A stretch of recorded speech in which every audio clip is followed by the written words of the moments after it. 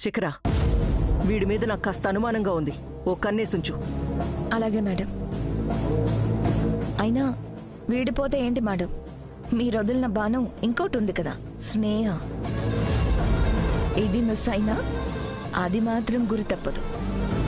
అది కాదు శిఖరా, ఏ plan fail అవ్వకూడదు, రెండూ సక్సెస్ అవ్వాలి. ఆ కృష్ణ ఫ్యామిలీకి దెబ్బ మీద దెబ్బ పడుతూనే ఉండాలి, స్ట్రోక్ మీద స్ట్రోక్ ఇస్తూనే ఉండాలి. నేనిచ్చే ప్రెషర్కి ఊపిరాడక ఇంటిల్లిపాది ఊరేసుకొని చావాలి. అన్నీ మీరనుకున్నట్టే జరుగుతాయి మేడం. ఆ స్నేహ ఎక్కడుంది? మన ప్లాన్ అమలు చేయడానికి సిద్ధంగా ఉంది మేడం. గుడ్. నువ్వు వెళ్ళి ఆ అమ్మాయిని మానిటర్ చెయ్యి. ఎట్టి పరిస్థితుల్లోనూ ప్లాన్ ఫెయిల్ అవ్వకూడదు. Okay madam.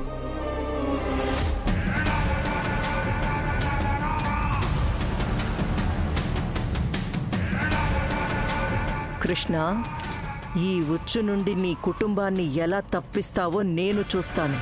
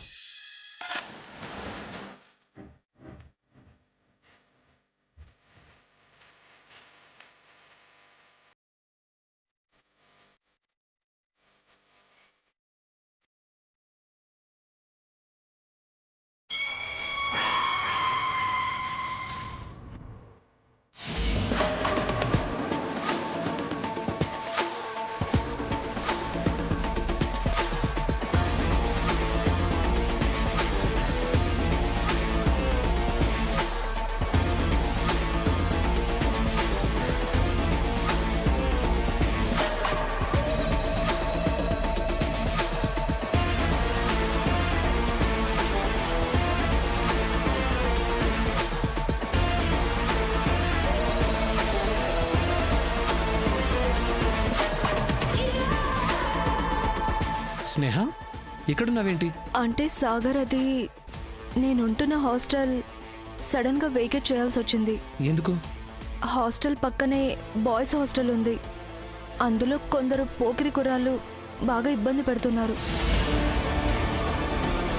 అందుకే ఖాళీ చేయాల్సి వచ్చింది. మరి పోలీస్ కంప్లైంట్ ఇచ్చావా?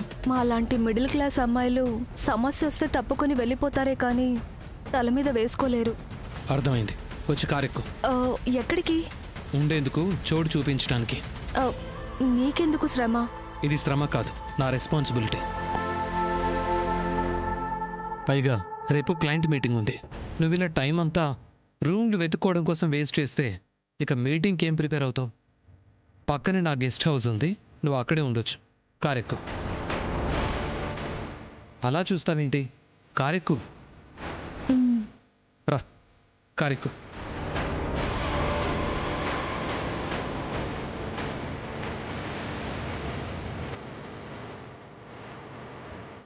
పద వెళ్దాం.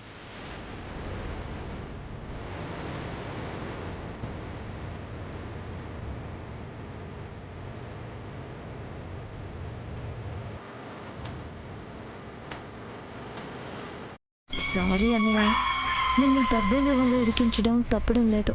నీ సాయమే నీ కొంప ముంచబోతుంది.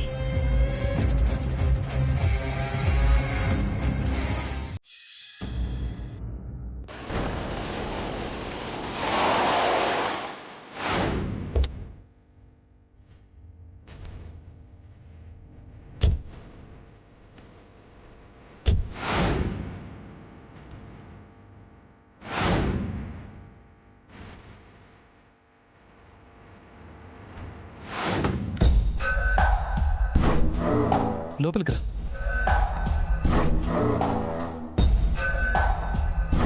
వావ్, గెస్ట్ హౌస్ చాలా బాగుంది సాగర్. నీదేనా? అవును. బెడ్రూమ్ ఎక్కడా? అంటే ఇక మీదట ఇక్కడే ఉంటాం కదా, చూసుకుందామని. అందుకేగా తీసుకొచ్చింది. ఇక్కడ నీ ఇష్టం, నీ ఇష్టం వచ్చినట్టు ఉండొచ్చు. నిన్ను ఎవరూ ఇబ్బంది పెట్టరు. చాలా థ్యాంక్స్ సాగర్. అయిన వాళ్లకు సహాయం చేయడానికి ఆలోచిస్తారు, అలాంటిది నా కోసం నువ్వు చాలా హెల్ప్ చేశావు. నా కంపెనీలో వర్క్ చేసే ఎంప్లాయ్కి ఈ మాత్రం హెల్ప్ చేయకపోతే ఎలా? ఇది నా బాధ్యత. సరే, నువ్వు రెస్ట్ తీసుకో, నేను వెళ్ళొస్తాను. ఒక్క నిమిషం సాగర్, అప్పుడే వెళ్తానంటావేంటి? ఫస్ట్ టైం నా ఇంటికి వచ్చావు. ఐ మీన్ నీ ఇల్లే, కానీ ఇప్పుడు నేను ఉంటున్నాను కదా, అందుకే అలా అన్నాను. ఇట్స్ ఓకే, ఇది నీ ఇల్లు లాగే ఫీల్ అవ్వు.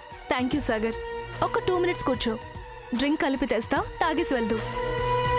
నో స్వాతి, ఇప్పటికే బాగా లేట్ అయింది, నేను వెళ్ళాలి. వెళ్ళొచ్చులే సాగర్, 2 minutesకి ఏమవుతుంది?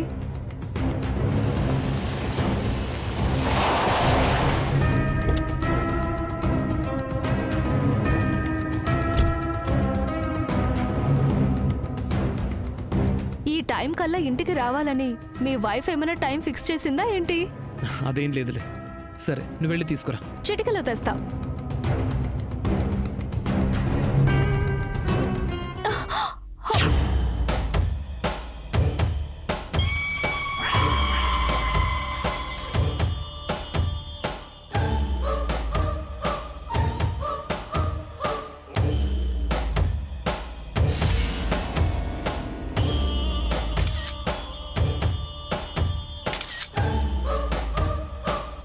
సారీ అన్నయ్య, నేను ఇరికించడం తప్పడం లేదు. వెంటనే ఈ ఫోటోలు తీసుకెళ్ళి తారా మేడంకి చూపించాలి.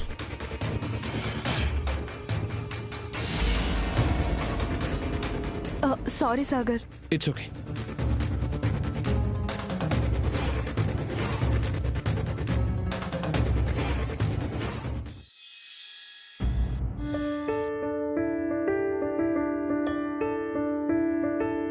అక్క, డాక్టర్ నిన్ను రెస్ట్ తీసుకోమన్నారు కదా, ఈ పనులన్నీ నేను చూసుకునేదాన్ని కదా.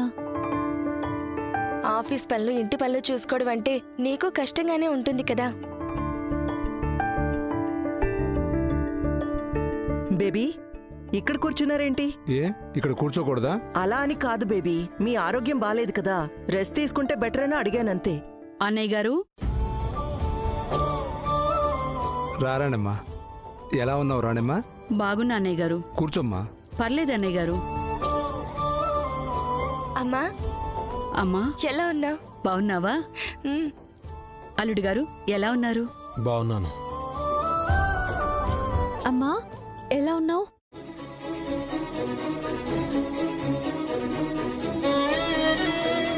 తీసుకోమ్మా. నీ ఆరోగ్యం ఎలా ఉంది? మందులు టైంకి వేసుకుంటున్నావా? అత్తయ్య, అవన్నీ చూసుకోవడానికి నేను ఉన్నాను కదా, మీరు కంగారు పడకండి. పరామర్శల తర్వాత ముందు వచ్చిన సంగతేంటో అది చూడండి. మా మూడో అమ్మాయి శివప్రియ పెళ్లి కుదిరిందండి. పెళ్లి పత్రిక మీకు ఇద్దామని తీసుకొచ్చాను. అన్నయ్య గారు,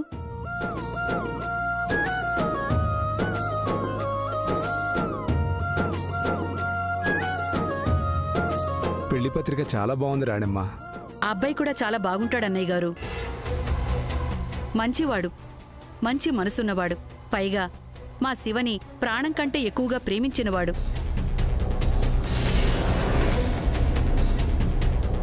అంత మంచి అబ్బాయి మా ఇంటి అల్లుడవుతున్నందుకు మాకు చాలా ఆనందంగా ఉంది అన్నయ్య గారు. పెళ్లికి 3 రోజులే టైం ఉంది అన్నయ్య గారు. మీరందరూ తప్పకుండా రావాలి. తప్పకుండా వస్తాం. వస్తాం వస్తాం, అంత హ్యాపీయెస్ట్ మూమెంట్ని మేవెందుకు మిస్ చేస్తాం? తప్పకుండా వస్తాం. సరే అన్నయ్య గారు, ఇంకా పత్రికలు ఇవ్వాల్సిన వాళ్ళు చాలా మంది ఉన్నారు. ఇక నేను బయలుదేరతాను. భోంచేసి వెళ్ళి రాణమ్మా. పర్లేదు అన్నయ్య గారు, నేను భోంచేసి వచ్చాను. వెళ్ళొస్తాను.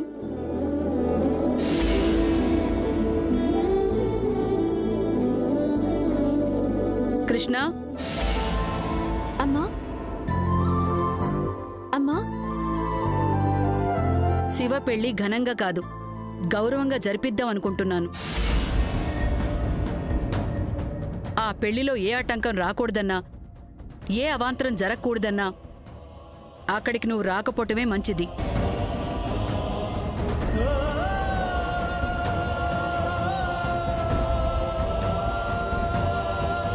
అది కాదమ్మా. కూతురువైనా చేతులెత్తి దండం పెట్టి అడుగుతున్నాను, దయచేసి ఆ పెళ్లికి రాకు. అదేంటి రాణమ్మా, కృష్ణ కూడా నీ కూతురే కదా, మా అందరినీ పిలిచి తన్ని మాత్రం రావద్దంటావేంటి? ఇది అక్కడికొస్తే ఖచ్చితంగా పెళ్లి ఆగిపోతుందన్నయ్య గారు. ఒక కూతురి గౌరవం కోసం ఇంకో కూతురు జీవితాన్ని నాశనం చేయలేను. సాంప్రదాయం సాంప్రదాయం అంటూ చెప్పుకుని తిరగడం కాదు, నీ కూతురే అగ్రిమెంట్ పెళ్లి చేసుకుని ఆ సాంప్రదాయాన్ని అవహేళన చేసింది. అలాంటి ఇంట్లోంచి కోడల్ని తెచ్చుకోవటం మాకు ససేమిరా ఇష్టం లేదని వాళ్ళు తెగేసి చెప్పేశారు.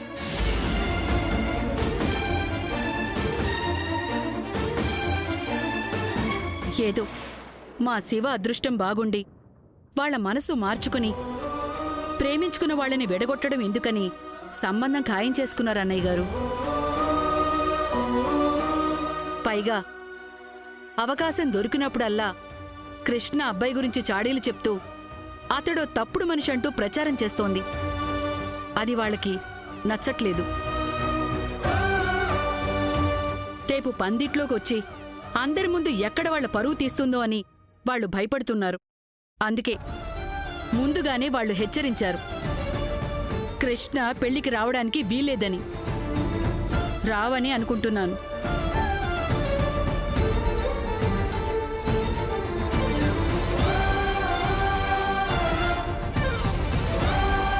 శ్రీకాంత్ పద.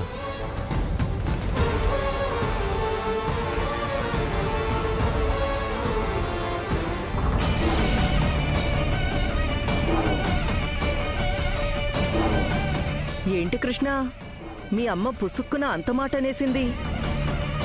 హా, సొంత కూతురివి, పైగా శివ జీవితాన్ని కాపాడాలని కంకణం కట్టుకున్నదానివి, నిన్నే పెళ్లికి రావద్దు అని అంటుంది.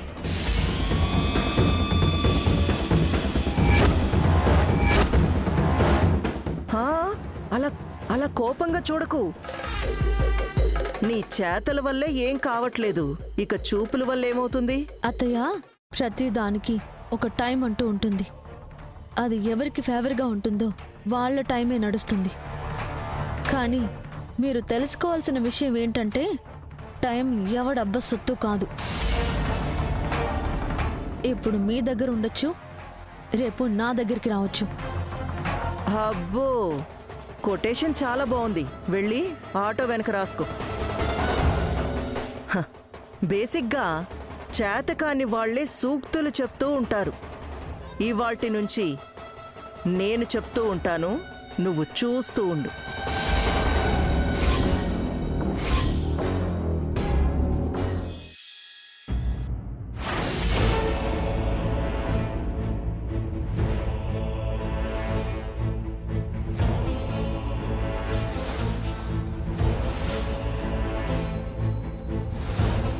మేడం, శిఖరా, వెళ్ళిన పని ఏమైంది? సక్సెసా? Success madam.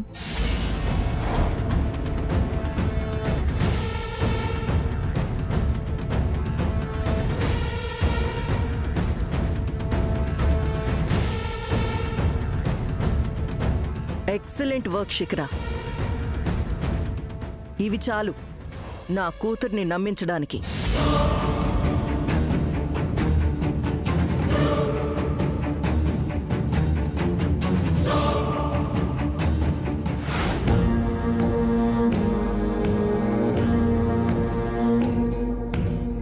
స్వీటీ, ఎక్కడికి వెళ్తున్నావు? బాబు వదిన దగ్గర ఉన్నాడు మమ్మ, తీసుకొద్దామని వెళ్తున్నాను. తర్వాత తీసుకురావచ్చులే, ఒక్క నిమిషం ఆగు. ఏంటి మమ్మా? స్వీటీ, నీ భర్త విషయంలో నా మాట నువ్వు అస్సలు నమ్మట్లేదు. ఆ టాపిక్ గురించి అయితే ఇప్పుడు డిస్కషన్ అనవసరం. స్వీటీ, ఆగు. నీ విషయంలో నేను అబద్ధాలు చెప్పను, నాకు ఆ అవసరం లేదు. నువ్వు సాగర్ గురించి ఎన్ని చెప్పినా నేను నమ్మను. నమ్మవా? అయితే ఈ ఫొటోస్ చూడు, చూసిన తర్వాత నిజమేంటో నీకే తెలుస్తుంది.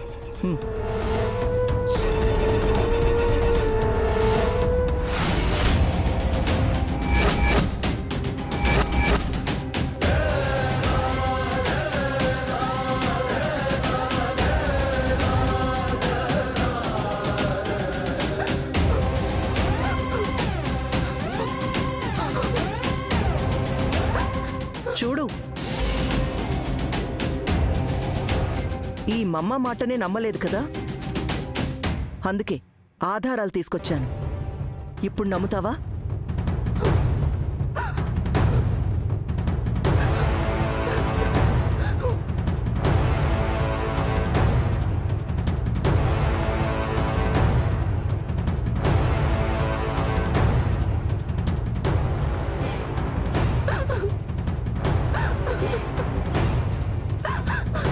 మమ్మ, ఈ ఫోటోలు నిజమేనా? ఇప్పుడు కూడా నీకు నా మాటలు నమ్మబుద్ధి కావట్లేదు కదా? సరేరా, ఇప్పుడు నీ భర్త ఎక్కడున్నాడో నీకు చూపిస్తాను. నాతో రా.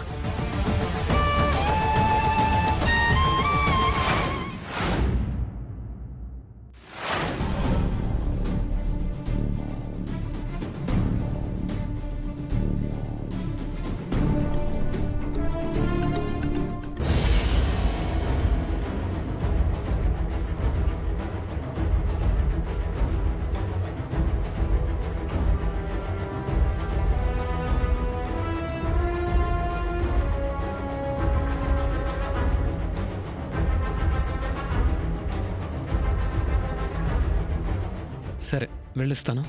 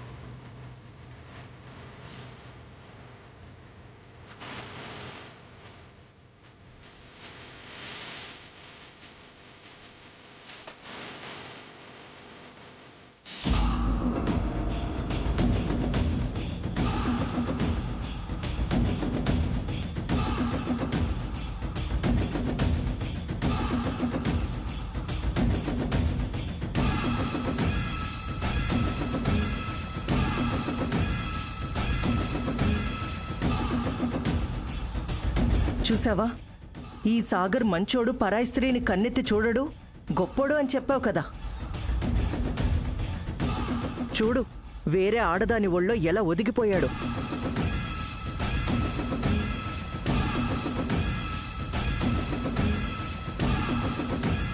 నన్నింత మోసం చేస్తాడా నిన్ను? స్వీటీ, ఇక్కడ గొడవ పెట్టుకుంటే అల్లరయ్యేది మనమే. ఇక్కడెంత ప్రేమ ఒలకబోసినా ఎలాగైనా మనింటికే కదా వచ్చేది. అక్కడ చూసుకుందాం. పద పద స్వీటీ.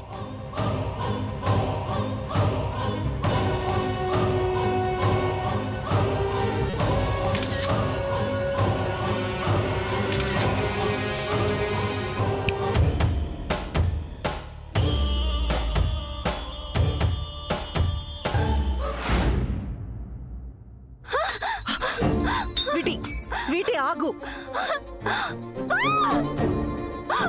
స్వీటీ, స్వీటీ, స్వీటీ ఊరుకోమ్మా.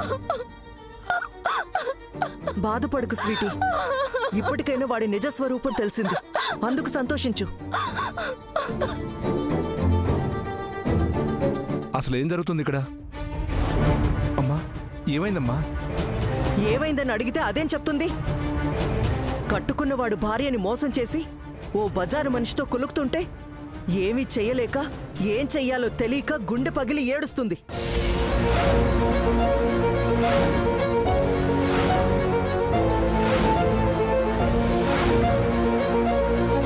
అవును ఏమా, మా అన్నయ్య అని చెప్పుకోవడానికి నాకు సిగ్గుగా ఉంది.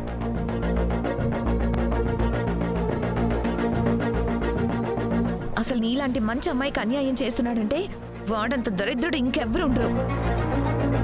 ఏంటత్తయ్య మీరనేది? అన్నయ్య మోసం చేయడం ఏంటి? ఎక్కడో ఏదో పొరపాటు జరిగింది. మా అన్నయ్య అలాంటి వాడు కాదు.